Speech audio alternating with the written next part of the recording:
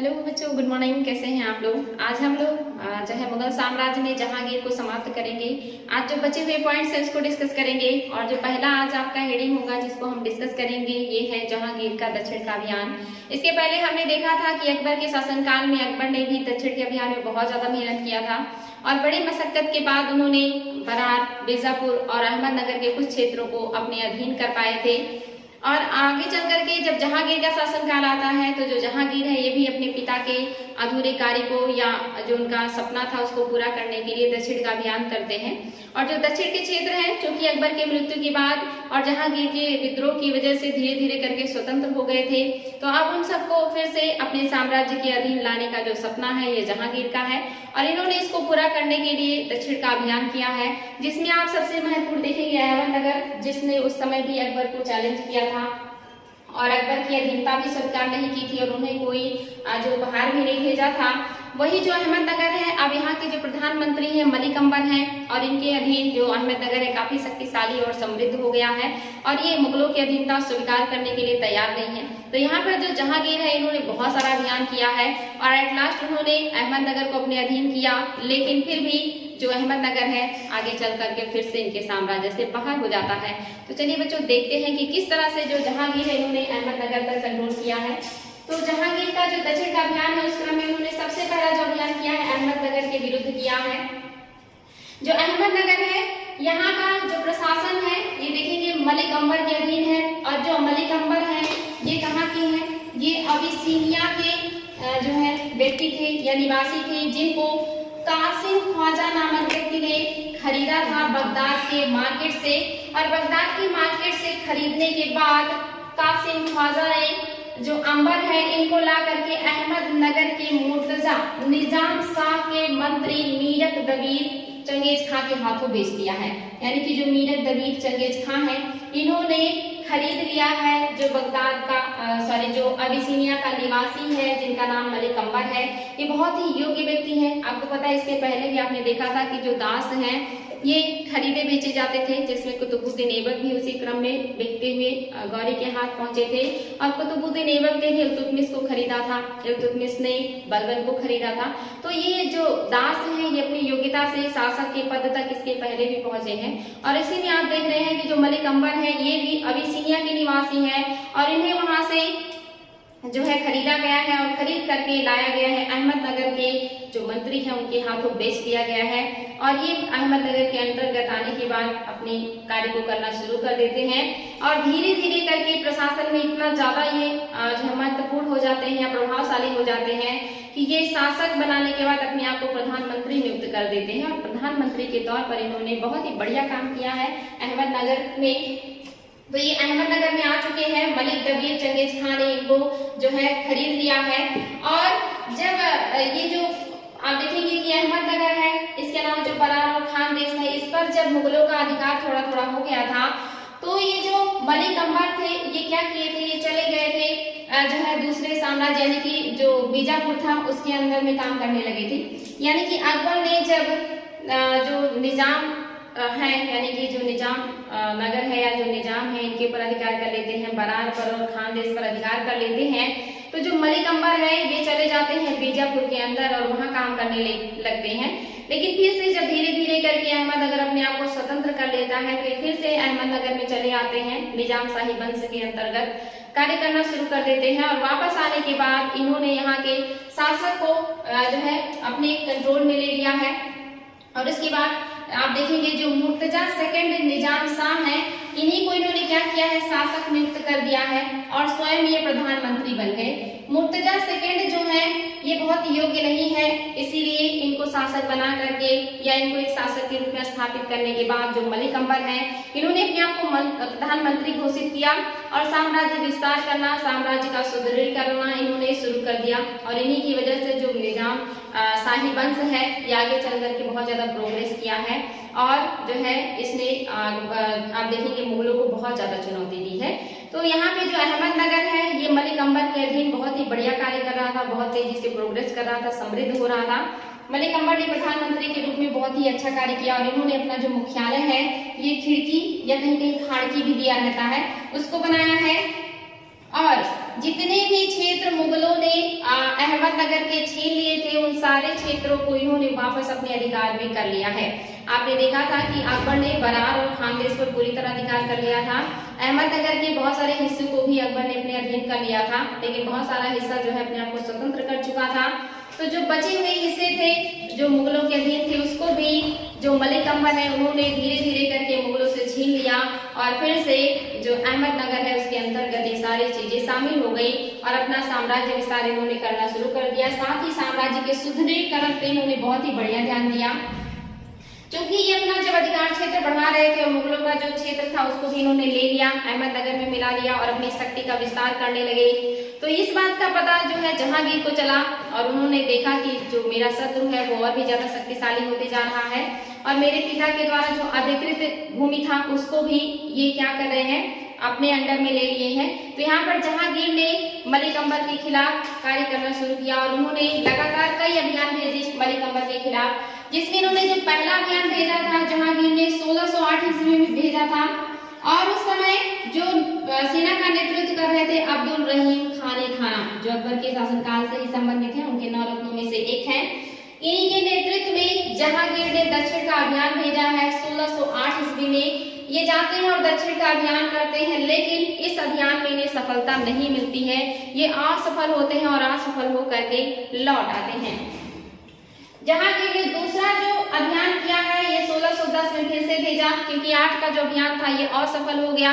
तो 1608 ईस्वी में जहांगीर ने शहजादा परवेज के अधीन में या इन्हीं के स्वामित्व में फिर से एक सेना भेजी कि आप जाइए और फिर से अहमदनगर पर अधिकार कीजिए। जो युवराज हैं परवेज, ये जाते हैं अहमदनगर पर आक्रमण करते हैं, लेकिन मलिक अंबर के हाथों ये पराजित हो जाते हैं और इन्हें अपमानजनक संधियां करनी पड़ती हैं मलिक अंबर के साथ। और यहाँ से मलिक अंबर की जो प्रतिष्ठा है और भी ज्यादा बढ़ जाती है, क्योंकि उन्होंने मुगल जो युवराज है उनको अपने अधीन कर लिया या उनको मजबूर कर दिया अपमानजनक संधि करने के लिए, और यहाँ से जो ये अभियान है ये भी फेल हो जाता है।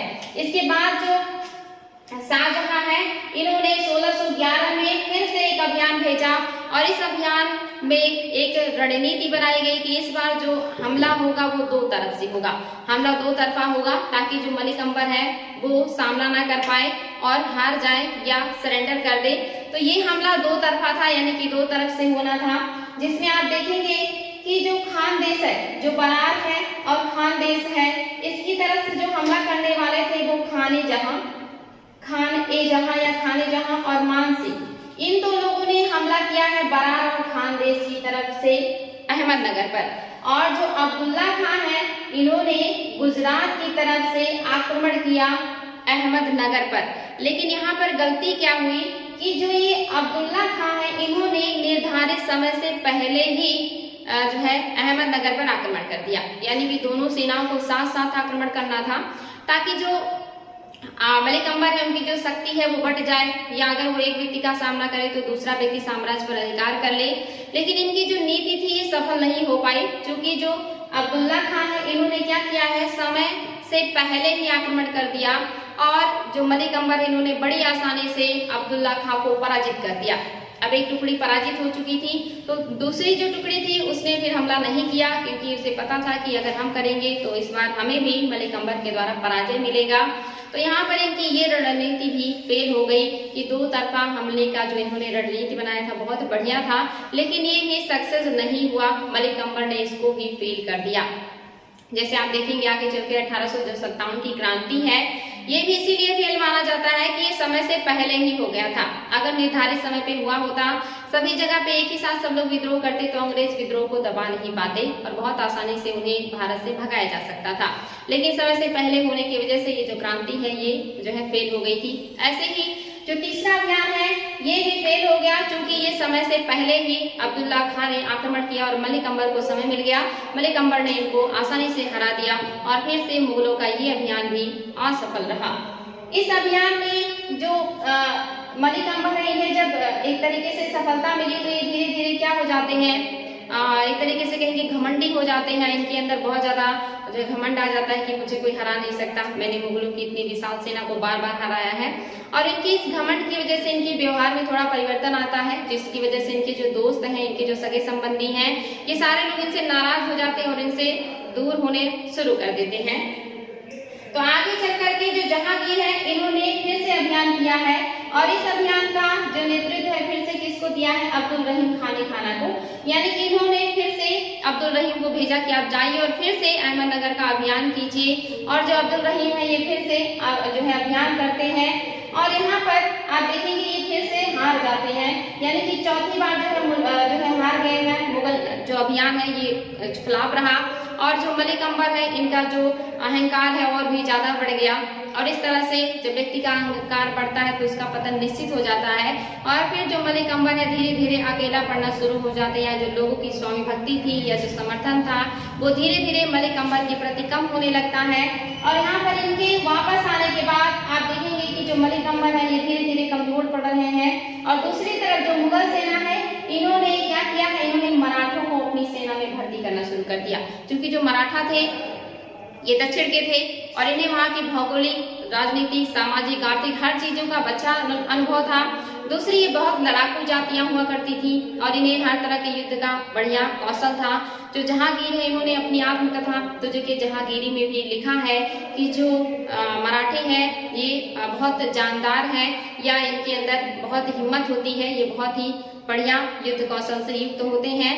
तो यहाँ पर जो जहांगीर है ये पहले मुगल बादशाह है या पहले मुगल शासक हैं जिन्होंने मराठों को अपनी सेना के उमरा वर्ग में शामिल किया था। और यहाँ पर जब उन्हें मराठों की सेवा मिली या मराठों का योगदान मिला तो इनकी जो सेना है और भी सशक्त हो गई। और इसके बाद जो जहांगीर है इन्होंने शहजादा खुर्रम को आदेश दिया कि आप जाएं और अहमदनगर का विजय करें। शहजादा खुर्रम यानी कि जो शाहजहां है इन्होंने अभियान किया अहमदनगर का और इस समय जो जहांगीर है ये भी अभियान में आए उनको सपोर्ट करने के लिए। और इस बार जो मलिक अंबर है जब उन्होंने देखा कि इस बार शासक और जो खुर्रम है वो दोनों लोग आ रहे हैं आक्रमण करने, तो जो मलिक अंबर है ये यहाँ पर शाहजहां से युद्ध तो करते हैं, एक तरफ जो है निजाम और दूसरी तरफ आप देखेंगे कि जो बीजापुर और गोलकुंडा है इन्होंने भी मदद किया है। यानी कि तीन लोगों की संयुक्त जो है सेना है, एक तरफ अहमदनगर, बीजापुर और गोलकुंडा का और दूसरी तरफ जो शाही सेना है इनके बीच युद्ध हुआ। लेकिन खुर्रम के हाथों जो मलिक अंबर है ये पराजित हो जाते हैं। और यहाँ पर जो पराजय होने के बाद आप देखेंगे जो बीजापुर के शासक हैं उन्होंने मध्यस्थता किया दोनों लोगों के बीच में और समझौता कराने का कार्य किया। यहाँ पर मलिक अंबर जो है समर्पण करने के लिए तैयार हो गए और समझौता करने के लिए भी तैयार हो गए। तो यहाँ पर जो समझौता हुआ, समझौते के बाद जो युद्ध है ये समाप्त हो गया। या कहिए यहाँ पर जो मुगलों से या जो मुगलों के अधीन क्षेत्र था जिसको मलिक अंबर ने अपने साम्राज्य में मिला लिया था वो क्षेत्र मुगलों को वापस प्राप्त हो गया। साथ ही जो मलिक अंबर है इन्होंने मुगलों की अधीनता स्वीकार कर ली और समय समय पर उन्हें जो है कर या टैक्स या जो भी उनके ऊपर मुगलों ने लगाया उसे राजधानी भेजने का वादा किया। और इस तरह से जो अहमदनगर है वो मुगलों के अधीन आ गया और जो जहांगीर है ये वापस आ जाते हैं क्योंकि इनके अंडर में अब आ गया है। लेकिन इस विजय के उपलक्ष्य में जो जहांगीर है बहुत प्रसन्न होते हैं और खुर्रम को जो है मनसब प्रदान करते हैं यहाँ पर और साथ ही उन्हें शाहजहां की उपाधि भी देते हैं।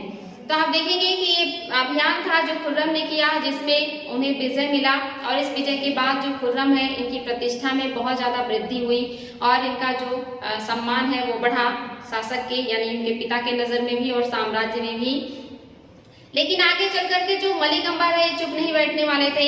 जैसे ही मुगलों का वहां से जो है प्रस्थान हुआ दिल्ली की तरफ, उसके बाद धीरे धीरे करके ये फिर से उन मुगल क्षेत्रों को वापस अपने साम्राज्य में मिलाना शुरू कर देते हैं जो इन्हें समझौते के तहत मुगलों को देना पड़ा था।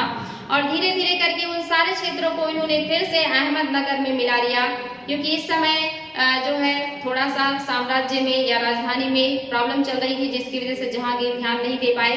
लेकिन जब उन्हें पता चला कि मलिक अंबर ने फिर से पूरा क्षेत्र अपने अधीन कर लिया जो हमने उनसे लिया था, तो जहांगीर ने फिर से खुर्रम को आदेश दिया कि आप जाएं और विजय करें जो है दक्षिण का।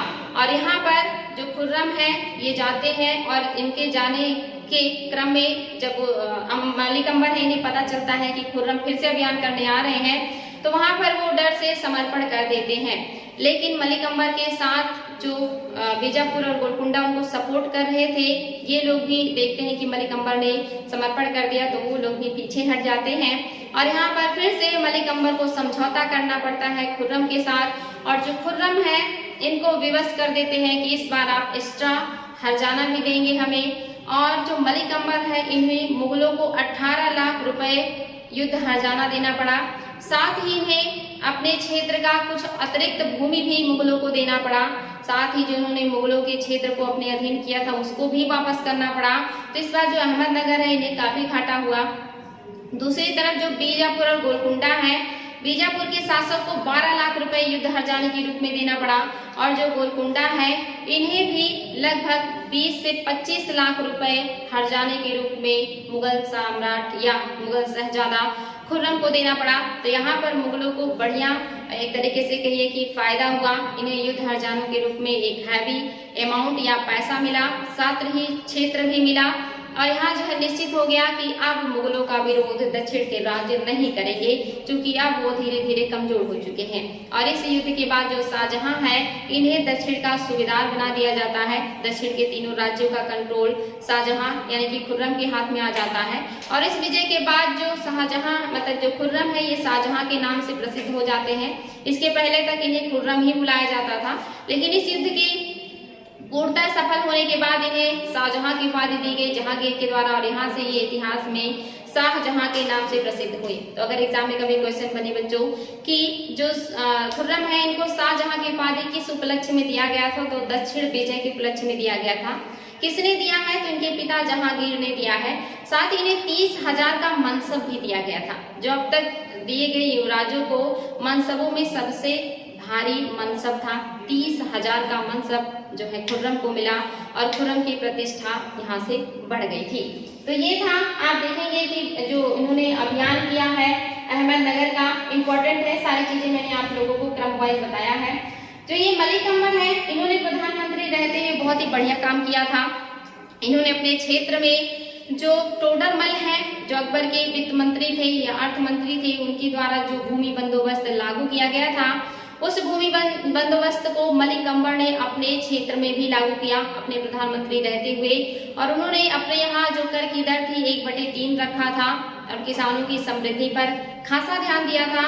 साथ ही उन्होंने सैनिकों की संख्या बढ़ाई थी और अपनी सेना में मराठों और दूसरी जातियों के लोगों को भी शामिल किया था। इसके अलावा इन्होंने मराठों की जो गोरिल्ला युद्ध पद्धति है उसको भी अपनाया था, और इसके द्वारा ये मुगलों को और दूसरे लोगों से युद्ध करके क्षेत्र विस्तार किया करते थे।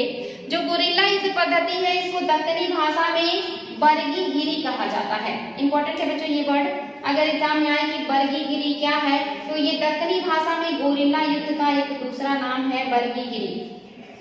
और जो मलिक अंबर है इन्होंने अपने अधीन नौसेना को भी काफी शक्तिशाली किया था। ऐसे शासक हैं जिन्होंने नौसेना पर भी ध्यान दिया था।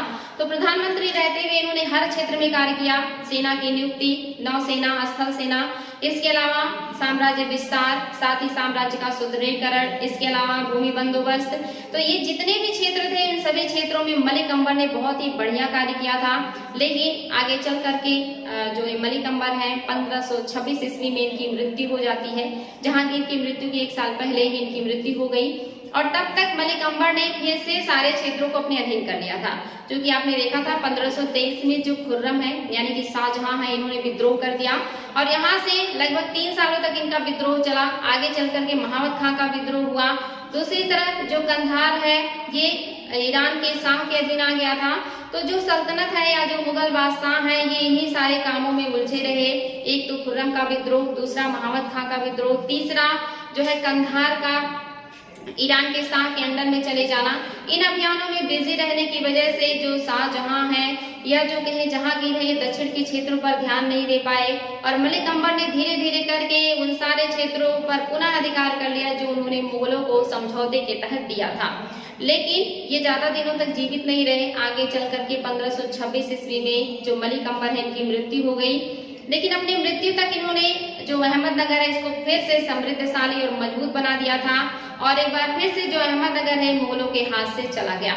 चूंकि इसके बाद जो जहांगीर है उनकी भी मृत्यु हो जाती है और फिर आगे चल करके जो शाहजहां है राजा बनने के बाद जो है दक्षिण का अभियान करेंगे और फिर से इन सारे क्षेत्रों को विजय करने का प्रयास करेंगे।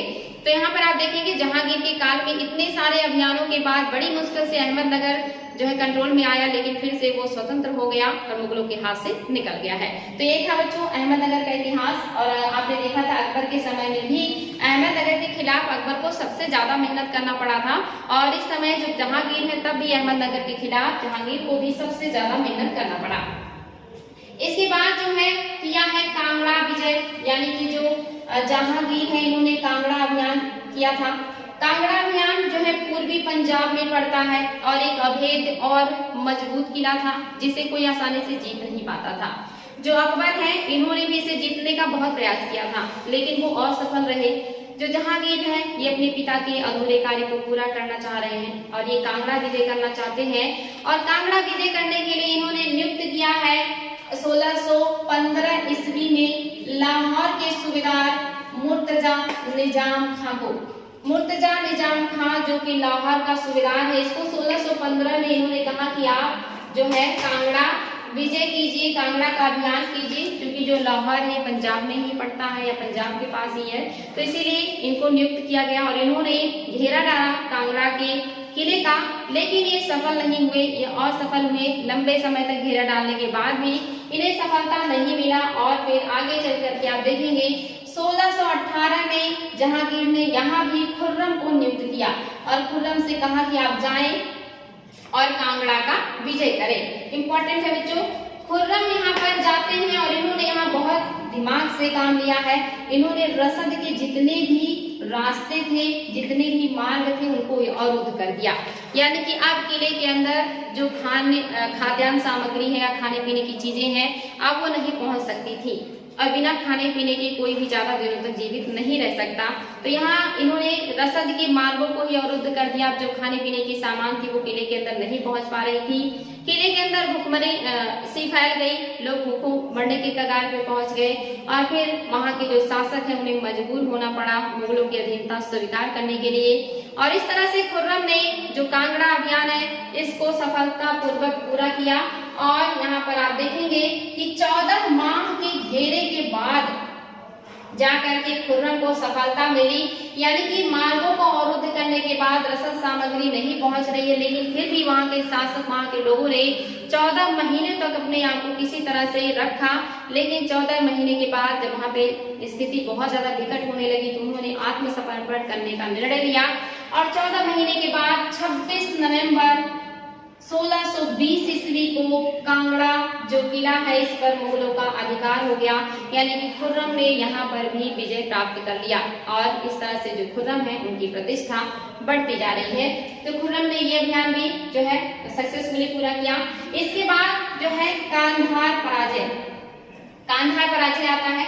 उसके पहले देख लेते हैं बच्चों एक और भी विजय है जिसका नाम आप लोगों ने बहुत अच्छे से सुना होगा, मेवाड़ विजय। मेवाड़ विजय का सपना भी जो था अकबर का वो पूरा नहीं हुआ था, क्योंकि अकबर ने बहुत प्रयास किया और जितने भी शासक थे, चाहे वो राणा सांगा हो या उनके पुत्र उदय सिंह हो या उनके बाद महाराणा प्रताप हो, किसी ने भी मुगलों की अधीनता स्वीकार नहीं की। मुगलों के अथक प्रयास के बाद, इतने सारे अभियानों के बाद भी वो बार बार वहां पर अधिकार करने के बाद भी उनके अधिकार में पूरी तरह से जो मेवाड़ है वो नहीं आया था। मेवाड़ ने अभी तक अपने आप को स्वतंत्र रखा था और जहांगीर अपने पिता के इस अधूरे ख्वाब को या इस अभियान को पूरा करने के लिए जो है कोशिश करते हैं और उन्होंने मेवाड़ विजय के लिए भी बहुत सारे अभियान किए और इस क्रम में इन्होंने जो है अब्दुल रहीम खान खाना को भी भेजा, लेकिन वो भी असफल रहे, मेवाड़ अभियान नहीं कर पाए पूरा। दूसरी बार उन्होंने महामद खां को भेजा और महामद खां उस समय के सबसे शक्तिशाली और ईमानदार सेनापति माने जा रहे थे। महामद खां ने विशाल सेना के साथ चित्तौड़ पर या मेवाड़ पर आक्रमण कर दिया और जो वहां के शासक है अमर सिंह, इनको जंगलों में भागने पर मजबूर कर दिया। वो जंगलों में जाकर के शरण लिए, लेकिन फिर भी जो मेवाड़ है वो पूरी तरह से मुगलों के अधीन नहीं आया और महामद खां के अभियान के बाद भी मेवाड़ विजय अधूरा रहा। इसके बाद जो है जो जहांगीर है, इन्होंने फिर से एक सेनापति के अधीन मेवाड़ विजय के लिए भेजा और वो सेनापति भी मेवाड़ को पूरी तरह से अपने अधिकार में नहीं कर पाया। एट लास्ट जो जहांगीर है, इन्होंने खुद मेवाड़ विजय का अभियान अपने हाथों में लिया और मेवाड़ पर आक्रमण करने का मन बनाया। और इसके बाद इन्होंने क्या किया कि जो अपने पुत्र हैं खुर्रम, जो हर जगह सफल हो रहे थे, इनको इन्होंने नियुक्त किया कि आप जाएं और मेवाड़ को भी विजित करें। और जो इनके पुत्र हैं खुर्रम या शाहजहां, इनके साथ मिर्जा अजीज कोका को भी नियुक्त किया गया। यानी कि खुर्रम साथ ही मिर्जा अजीज कोका, ये दोनों लोग संयुक्त रूप से मेवाड़ का अभियान करते हैं।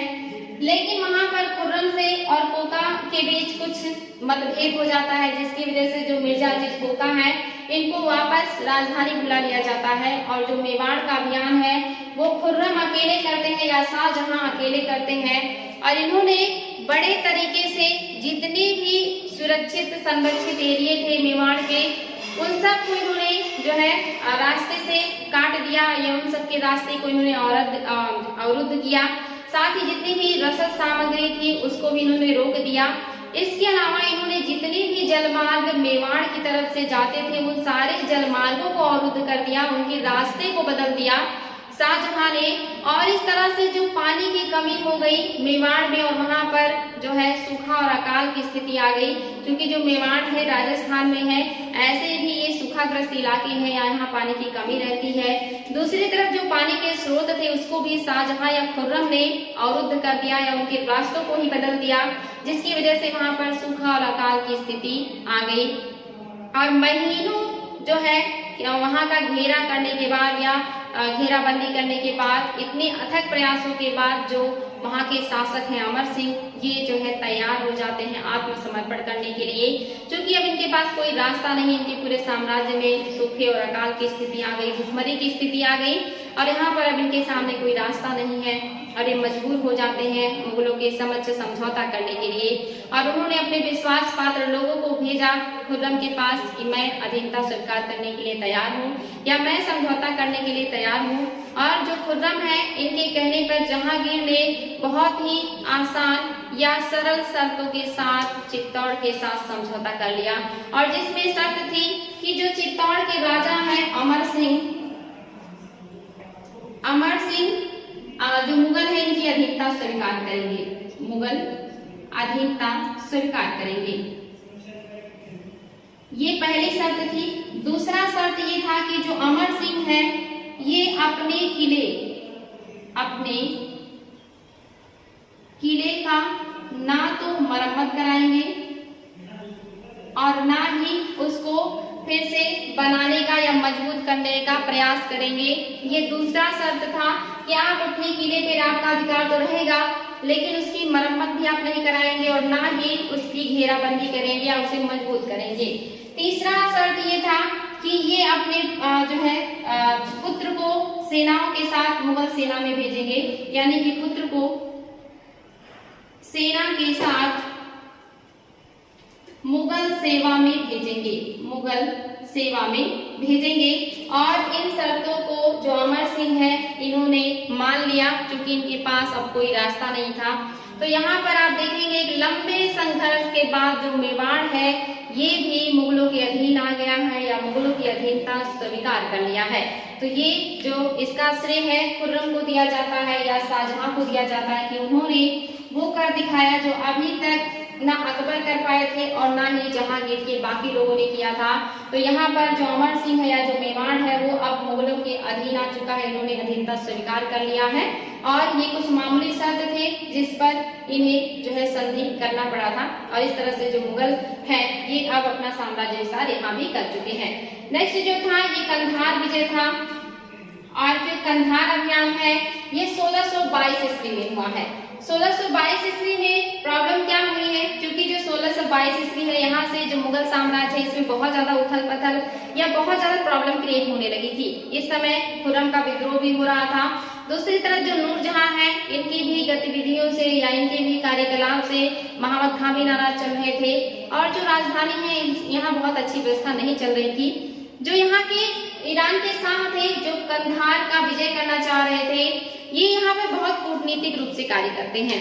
ये जो है आप देखेंगे लगभग जो है 1607 से लेकर के मतलब 21 के बीच में इन्होंने लगभग 4 शिष्टमंडल मुगल साम्राज्य में भेजे और उनको काफी कीमती जो उपहारों के साथ भेजा।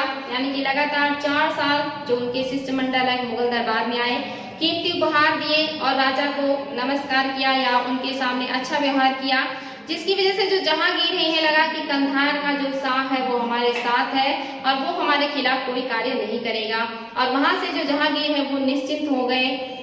इधर खुर्रम का विद्रोह, महावत खां का विद्रोह और साथ ही आप देखेंगे जो खुसरो की प्रॉब्लम चल रही थी, इन सभी परेशानियों में जो जहांगीर है ये उलझे रहे और जो शाह है ईरान का, इसे मौका मिल गया कंधार विजय करने का, क्योंकि जो शाह की नजर है वो शुरू से ही कंधार पर रहती थी और शाह ने यहाँ पर कंधार पर अधिकार कर लिया जो कि मुगल साम्राज्य में था और जो मुगल साम्राज्य से कंधार चला गया शाह के पास। और इस बात का पता जब जहांगीर को चला तो उन्हें काफी आश्चर्य हुआ कि जो कंधार है वो हमारे हाथ में नहीं रहा। यहाँ पर जो नूरजहां है ये थोड़ा सा खुर्रम के साथ कूटनीतिक चाल चलती है कि खुर्रम को कंधार विजय के लिए भेज दिया जाए ताकि वो राजधानी से दूर रहे और मैं अपना महत्वाकांक्षा यानी कि शहरयार को राजा बनाने का जो उनका सपना है उसे पूरा कर सकूं। लेकिन इस नीति को जो खुर्रम है वो कहीं ना कहीं समझ गए और उन्होंने इस शाही आदेश को मानने से इनकार कर दिया और एक कंधार विजय के लिए नहीं गए। और यहाँ पर जो शहरयार है इन्हें कंधार विजय के लिए नियुक्त किया गया, लेकिन वो इस अभियान को नहीं कर सके, उनके अंदर उतनी योग्यता नहीं थी और इन्हीं सारी चीजों में ये लोग उलझे रहे और जो कंधार है वो शाह के अधीन चला गया। और इस तरह से जो मुगल साम्राज्य है जिसके अंडर में जो कंधार है काफी समय तक था, क्योंकि आप देखेंगे जो कंधार है ये 1558 तक जो है मुगलों के अधिकार में रहा था। 1658 तक आप देखेंगे कि संघर्ष का विषय था। रीजन क्या है कंधार बार बार क्यों लोग कंधार की विजय करना चाहते हैं, क्योंकि जो कंधार है काबुल और फारस के मध्य में पड़ता है और काबुल और फारस से व्यापारिक, वाणिज्यिक और सैनिक जो आदान प्रदान है ये होता रहता था। क्योंकि जो मुगल है ये भी ऊपर के क्षेत्र से आए हैं तो इनका भी जो अपना मातृभूमि है ऊपर के क्षेत्र में है तो यहाँ से ये अपना मदद भी लेते रहते हैं, साथ ही यहाँ से वाणिज्य और व्यापार भी करते हैं। ऐसे में अगर कंधार उनके हाथ से चला जाएगा तो जो फारस के साथ उनका कनेक्शन है वो भंग हो जाएगा। इसी वजह से मुगलों के लिए भी और शाह के लिए यानी कि ईरान के लिए भी ये कंधार काफी इम्पोर्टेंट था और ये हमेशा विवाद का विषय बना रहता था। अकबर ने बड़ी मुश्किल से कंधार विजय किया था। अकबर ने बड़ी कूटनीतिकपूर्ण यहाँ पे नीतियां अपनाई और कंधार विजय करके इन्होंने अपने साम्राज्य में मिलाया था। इसके पहले आपने देखा था हुमायूं ने भी बड़ी मुश्किल से कंधार विजय किया था लेकिन उनके हाथ से निकल गया था। अकबर को सफलता मिली, उन्होंने पूरी तरह से कंधार पर कंट्रोल कर लिया था, लेकिन जहांगीर के शासनकाल में ये कंधार जो है वापस इनके हाथ से चला गया है, यानी कि मुगल साम्राज्य में अब कंधार नहीं है, जो कि सामरिक दृष्टिकोण से बहुत ही ज्यादा इम्पोर्टेंट था। आगे चल करके जहांगीर और जो औरंगजेब है वो फिर से कंधार विजय के लिए कार्य करेंगे। तो इनके शासनकाल में है जो कंधार वो इनके हाथ से जा चुका है।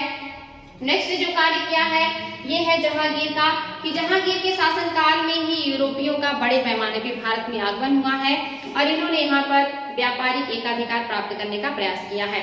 यानी कि जो भारत है शुरू से काफी समृद्ध है, यहाँ पर सबसे ज्यादा जो मसाले हैं ये बहुत ज्यादा होते हैं और इसका पूरे यूरोपीय कंट्रीज में बहुत ज्यादा डिमांड हुआ करता था, जो कि वहाँ बहुत महंगी कीमत पे बिकता था, जिससे व्यापारियों को काफी फायदा होता था।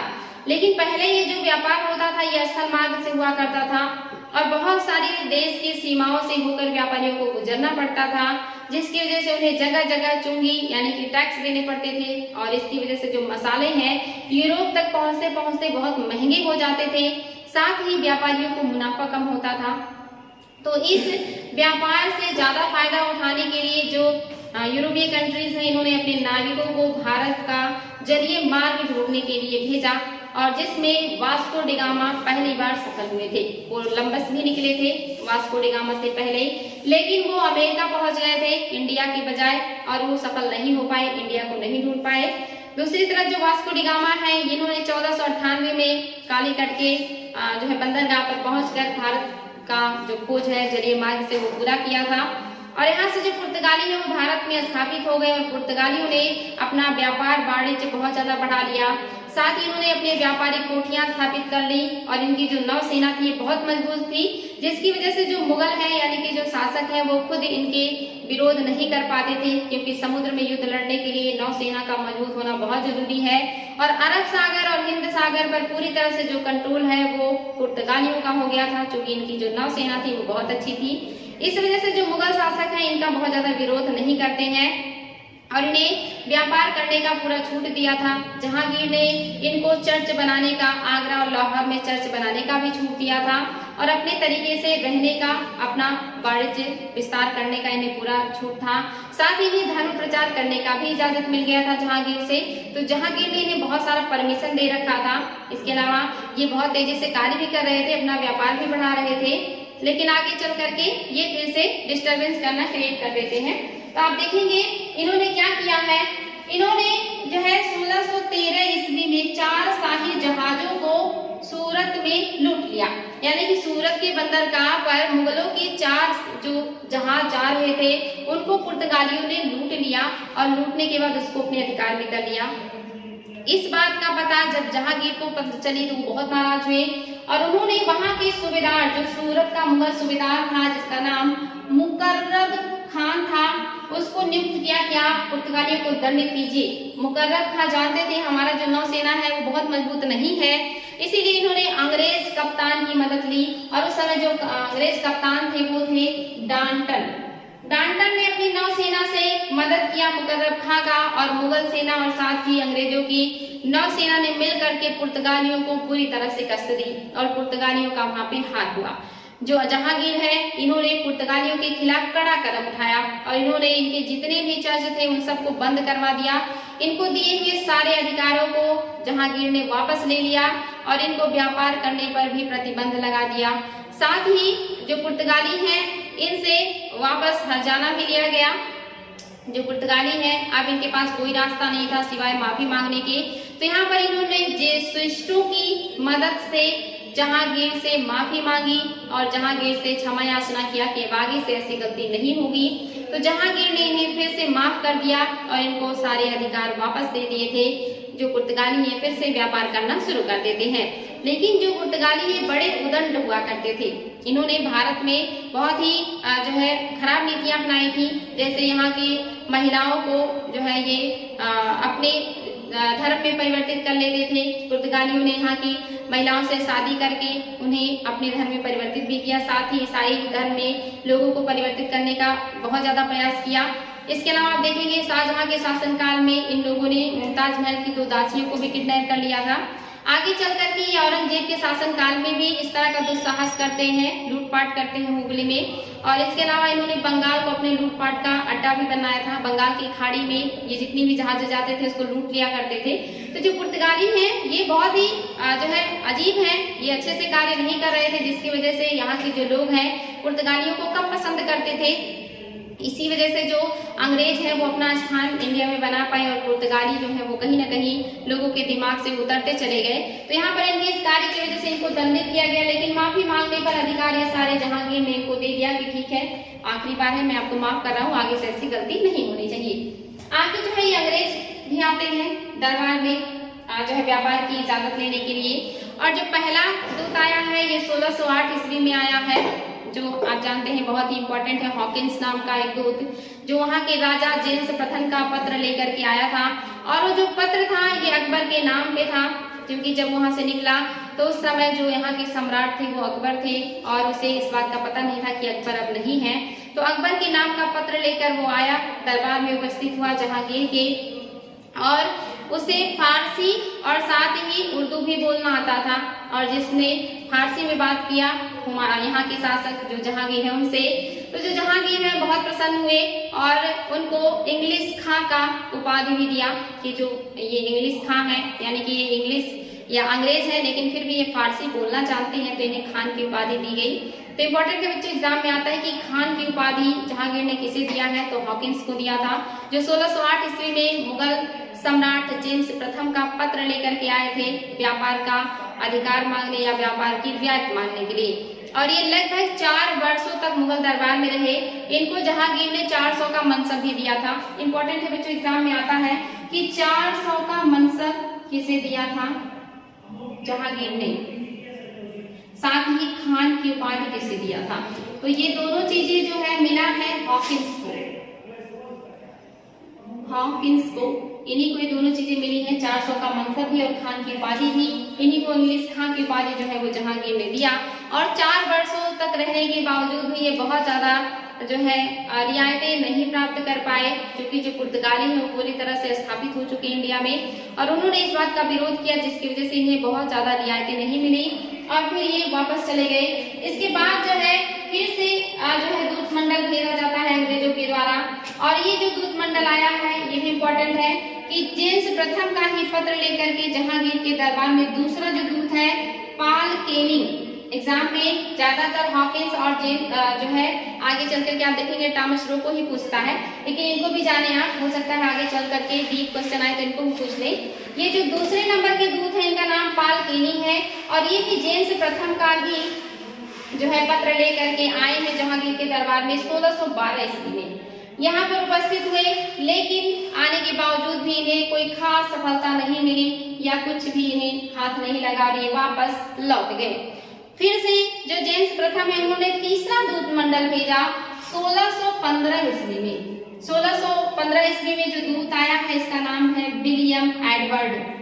विलियम एडवर्ड भी जेम्स प्रथम का ही पत्र लेकर के दरबार में उपस्थित हुआ और बहुत मामूली सा जो अधिकार है वो जहांगीर से प्राप्त कर पाया, जिससे कुछ खास वर्क नहीं हो सकता था। और इस तरह से जो तीसरा दूत मंडल था ये भी कुछ खास अचीवमेंट नहीं कर पाया और वापस लौट गया। जेम्स प्रथम ने फिर अपना चौथा दूत मंडल भेजा टॉमस रो के अधीन में, और जो टॉमस रो है इनके साथ एक पादरी भी आए हैं और पादरी का नाम है एडवर्ड टेरी। ये भी 1615 में ही आए हैं टॉमस रो भी, और इनके साथ एक पादरी भी आए हैं एडवर्ड टेरी। ये भी एग्जाम में आता है कि एडवर्ड टेरी किसके शासनकाल में आए हैं, तो जहांगीर के शासनकाल में ही एडवर्ड टेरी, टॉमस रो और साथ ही हॉकिंस। इसके अलावा आप देख रहे हैं पेल्किंग और विलियम एडवर्ड, ये सारे लोग क्या हैं, आए हैं जहांगीर के शासनकाल में। इन विदेशियों का नाम आप लोगों को याद होना चाहिए बच्चों। ये बहुत ज्यादा आजकल क्वेश्चन आने लगा है कि कौन किसके शासनकाल में आया या कौन कहाँ का यात्री या निवासी था। तो ये सारे आप देख रहे हैं ब्रिटिश हैं जो कि परमिशन लेने के लिए आए हैं। जो टॉमस रो है इन्होंने व्यापारिक जो है सुविधाएं प्राप्त करने में सफलता पाई और इसके लिए इन्होंने क्या किया, इन्होंने यहाँ पहुंच करके जो उस समय महलपुर रूल में थी नूरजहां, आसफ खान, नूरजहां के जो भाई थे इनको, और साथ ही खुर्रम जो तीसरे सबसे बड़े दावेदार या महत्वपूर्ण व्यक्ति थे, इन तीनों लोगों को टॉमस रो ने कीमती उपहार देकर के अपने पक्ष में कर लिया कि ये लोग अगर मान जाएंगे तो हमारा काम हो जाएगा। क्योंकि जो जहांगीर है इन्हीं लोगों के हाथों की कठपुतली थी उस समय, तो उसने यहाँ बड़े दिमाग से काम लिया। नूरजहां को, खुर्रम को और आसफ खान को कीमती उपहार देकर के प्रसन्न कर लिया और इसका फायदा मिला उसे। जो जहांगीर है उन्होंने टॉमस रो को व्यापार करने का अधिकार दे दिया और इसके बाद जो अंग्रेज है वो अपना व्यापारिक काम नियमित रूप से शुरू कर देते हैं। और ये भी लगभग 4 वर्षों तक जो मुगल साम्राज्य है या यहाँ पर रहे और इसके बाद ये वापस गए थे। तो इम्पोर्टेंट है बच्चों, इस तरह से जो मुगल हैं इन्होंने जो है परमिशन दे दिया अंग्रेजों को और अंग्रेज भी भारत में स्थापित हो गए, कुछ सुविधाएं भी मिला। लेकिन जो पुर्तगाली हैं इनके आक्रामक विरोध की वजह से उनकी जो आप देखेंगे कि यहाँ पे जो पुर्तगाली अभी तक विरोध भी कर रहे थे कि अंग्रेजों को यहाँ पर अधिकार नहीं मिलना चाहिए व्यापार करने का, लेकिन इस बार जो टॉमस रो है एक सक्सेस हो गए व्यापार का अधिकार पाने में। और यहाँ पर इन्होंने मुगल शासक से ये भी कहा कि आप अगर पुर्तगाली हमारे साथ प्रॉब्लम क्रिएट करते हैं तो आप हमें सुरक्षा प्रदान करेंगे और हमारी तरफ से जो भी सेवाएं आपको जरूरत पड़ेगी, चाहे नौसेना का हो या किसी भी तरह की सेवा की जरूरत होगी वो हम आपको प्रदान करेंगे। तो यहाँ पर जहांगीर ने आश्वासन दिया कि पुर्तगाली अगर आप लोगों के खिलाफ कोई भी कार्यवाही करेंगे तो हम उन्हें दंडित करेंगे और अगर पुर्तगाली हम लोगों के खिलाफ कोई कार्यवाही करते हैं तो उसमें आप लोग हमारी सहायता करेंगे। और इस आश्वासन के साथ जो ये टॉमस रो है ये वापस चले जाते हैं और यहाँ से जो है व्यापार शुरू कर देते हैं अंग्रेज। और सूरत में ही अंग्रेजों ने अपना पहला कोठी जो स्थापित किया, जो अस्थायी रूप से स्थापित किया और धीरे धीरे करके इन्होंने अपना भी व्यापार बढ़ाना भारत में शुरू कर दिया था। तो इस तरह से 4 दूत मंडलों के बाद चौथे नंबर पे जा करके जो अंग्रेज हैं ये सफल हुए भारत में व्यापार करने के लिए।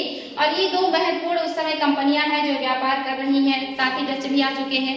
वो भी व्यापार कर रहे हैं, लेकिन जो बड़ी दो महत्वपूर्ण कंपनियां हैं वो है पुर्तगाली और अंग्रेज। तो ये लोग आए हैं जो है जहांगीर के दरबार में या जहांगीर के शासनकाल में, और उनसे परमिशन लिया और साथ ही व्यापार करने का कार्य शुरू कर दिया था।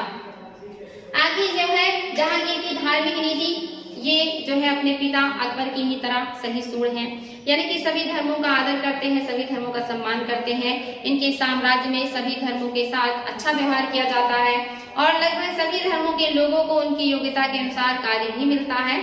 तो जो जहांगीर है ये भी अपने पिता के समान सहिष्णु हैं और सहिष्णुपूर्ण नीति इन्होंने नहीं अपनाया है। इसमें ये इस्लाम धर्म को मानने वाले हैं और इस्लाम धर्म में जितना भी नियम कानून होता है उसका ये पालन करते हैं, लेकिन ये धर्मांध नहीं है या ये कट्टर नहीं है, यानी कि कट्टरता से इस्लाम धर्म का पालन नहीं करते, बल्कि जो इनको लगता है कि हाँ सही है इसको करना चाहिए उतना ही करते हैं। तो ये भी इनका एक अच्छा कहेंगे कि नेचर है। साथ ही हिंदुओं के बारे में इनका अच्छा व्यवहार था। जो हिंदू हैं अकबर की भांति ही इन्होंने भी हिंदुओं के साथ अच्छा व्यवहार किया। अकबर ने भी सुलह ये कुल की नीति के तहत राजपूतों के साथ और बाकी हिंदुओं के साथ अच्छा व्यवहार किया था। ऐसे ही जो जहांगीर है इन्होंने भी अपने पिता की तरह ही सुलह कुल की नीति अपनाई है और हिंदुओं के साथ अच्छा व्यवहार किया है, उनके साथ दोस्ती भी रखा, साथ ही उन्हें अपने दरबार में उच्च पदों पर भी स्थापित किया है। और इसी क्रम में इन्होंने आप देखेंगे श्रीकांत नामक एक व्यक्ति को हिंदुओं का जज भी नियुक्त किया था, यानी कि जो भी कानून है, जो भी नियम कानून है, जहां पर लोग अपनी सुनवाई के लिए आते हैं, तो जो हिंदुओं का जज होगा वो हिंदुओं के मुकदमे को सुनेगा और जो मुस्लिम लोगों की प्रॉब्लम्स होगी उसको मुस्लिम जो जज होगा वो सुनेगा। यहाँ पर इन्होंने बहुत ही निष्पक्ष होकर के कार्य किया है और जो हिंदू व्यक्ति है इन्हीं को इन्होंने हिंदू जज बनाया है या न्यायाधीश बनाया है। साथ ही जो जहांगीर है ये हिंदुओं के त्योहारों में भी इंटरेस्ट लेते हैं, हिंदुओं के त्योहारों में शामिल होते हैं। जैसे इनके पिता अकबर थे बिल्कुल वैसे ही ये हिंदुओं के होली, दीपावली, रक्षाबंधन, दशहरा व शिवरात्रि को भी मनाना इन्होंने जारी रखा था, इसको बंद नहीं किया था। बिल्कुल अपने पिता की तरह ये सारे त्योहारों में शामिल होते थे। इन्होंने अपने सिंहासन पे बैठने के 7वें वर्ष जो है अपने हाथों में राखी बंधवाई थी और राखी का त्योहार मनाया था 1612 ईस्वी में। और अपने सिंहासन पे बैठने के 11वें वर्ष 1616 में ये शिवरात्रि के त्योहार में शामिल हुए और इन्होंने योगियों से मुलाकात की, जो साधु संत होते हैं उनसे मिले थे। और आगे चल करके इन्होंने कुछ हिंदू मंदिर जो है उनको बनवाने का भी परमिशन दिया था कि जो हिंदू है अपना मंदिर बनवा सकते हैं, पूजा अर्चना कर सकते हैं, कोई रोक नहीं है। लेकिन एक अपवाद है, राजस्थान में जो बाराह पुष्कर में जो बाराह की मंदिर है इसको इन्होंने तोड़वा दिया था। जब ये पुष्कर यात्रा पे गए राजस्थान में तो उन्होंने बाराह मंदिर को तोड़वा दिया। तोड़वाने का रीजन ये था कि जो हिंदू हैं ये विष्णु के 10 अवतार में विश्वास करते हैं, जिसको जो जहांगीर है ये पसंद नहीं करते थे। इनके हिसाब से ये अवतार वगैरह में विश्वास करना गलत है और अवतारवाद में वो भरोसा नहीं करते, इसलिए उन्होंने क्या किया है, हिंदुओं के 12 मंदिर को तोड़वा दिया है।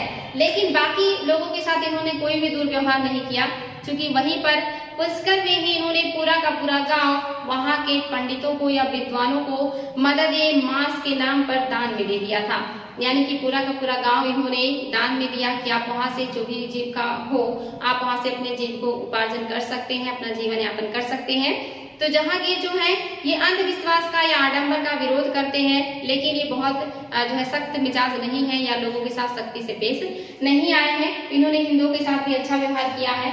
जैनियों के खिलाफ इनका व्यवहार थोड़ा कटु था या थोड़ा इन्होंने कठोर कदम उठाया था। रीजन क्या था, जब खुर्रम ने और खुसरो ने विद्रोह किया, खास करके जब खुसरो ने विद्रोह किया था उस समय जो जैनी महात्मा थे उन्होंने घोषणा किया था कि खुसरो की विजय होगी और जो जहांगीर है इनका साम्राज्य 2 वर्षों में समाप्त हो जाएगा।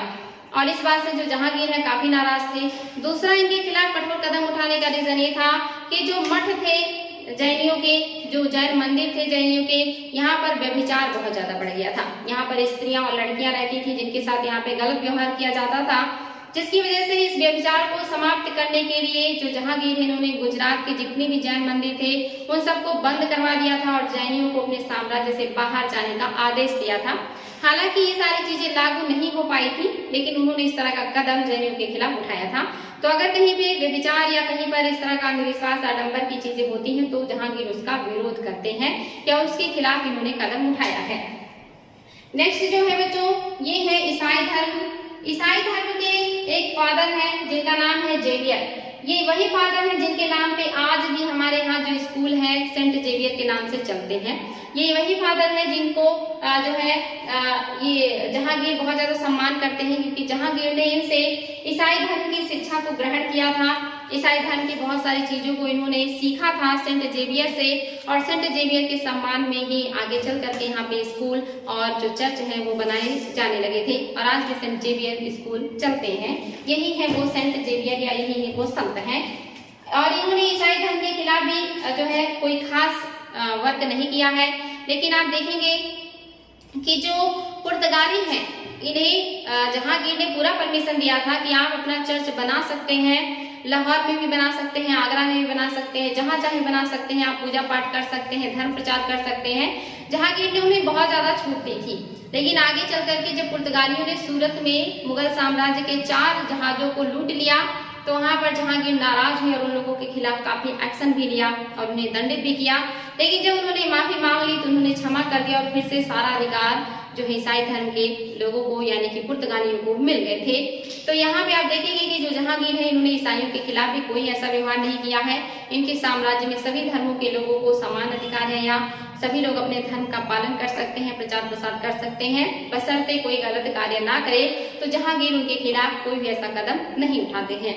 नेक्स्ट जो है सिख धर्म। सिख धर्म में भी आप जानते हैं कि जहांगीर सिखों के प्रति सहिष्णु है, लेकिन उन्होंने जो 5वें गुरु है सिख गुरु अर्जुन देव उनके खिलाफ कार्रवाई किया था, क्योंकि उन्होंने खुसरो को आशीर्वाद दिया था, साथ ही उन्हें आर्थिक सहायता भी दी थी जहांगीर के खिलाफ, जिसकी वजह से जहांगीर नाराज हुए थे। और सिख गुरु जो है अर्जुन देव इनके ऊपर उन्होंने जो है 2 लाख का जुर्माना लगाया था, जिसको पूरा करने में असमर्थता व्यक्त किया था अर्जुन देव ने। और इस बात से नाराज होकर के जो जहांगीर ने उन्हें फांसी दे दी थी और उनकी हत्या कर दी थी। लेकिन उसके अलावा उन्होंने और लोगों को डिस्टर्ब नहीं किया था।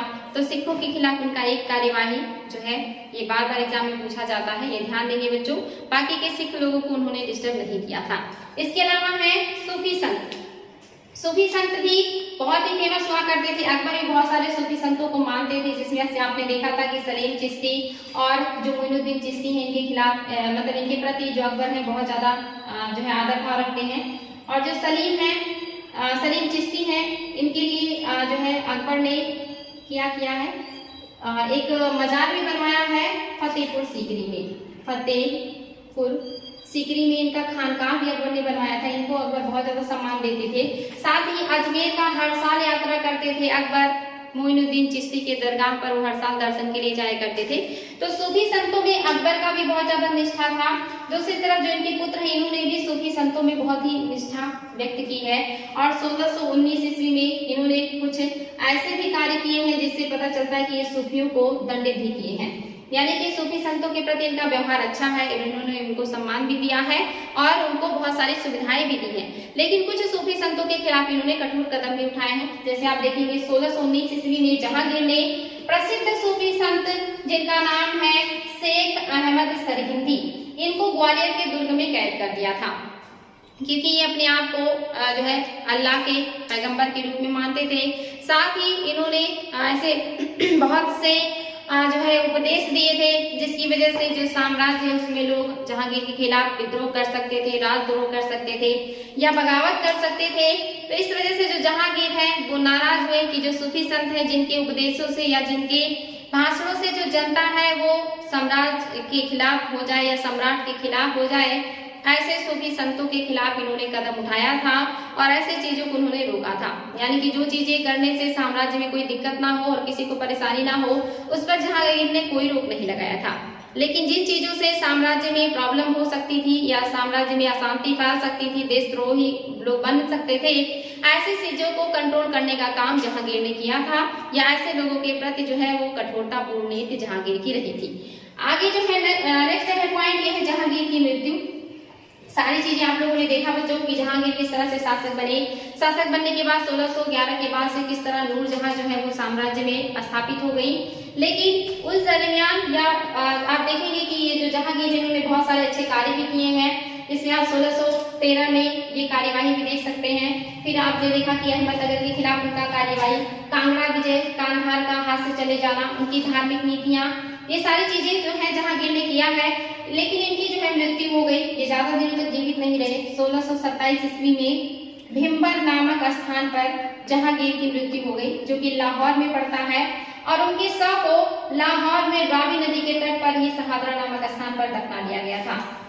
क्योंकि जो जहांगीर है ये बहुत ज्यादा शराब का सेवन करते थे, बहुत ज्यादा मदिरापान करने की वजह से इनको अस्थमा का प्रॉब्लम हो गया था, इन्हें सांस की प्रॉब्लम हो गई थी, जिसकी वजह से जब ये लाहौर में थे, जब ये महावत खां के कैद में चले गए थे और वहां से छूटने के बाद ये काफी अस्वस्थ होने लगे, तो इनको कश्मीर के वादियों में ले जाया गया, जहाँ का माना जाता है कि जो इन्वायरमेंट है बहुत ज्यादा स्वास्थ्यप्रद है, स्वास्थ्य के लिए लाभदायक है। वहां जाने के बाद शासक के स्वास्थ्य में जो है सुधार होगा। लेकिन वहां जाने के बाद भी जो जहांगीर है उनके स्वास्थ्य में सुधार नहीं हुआ, बल्कि वो और भी ज्यादा बीमार पड़ने लगे, जिसकी वजह से उन्हें वापस लाहौर के लिए ले जाया जाने लगा।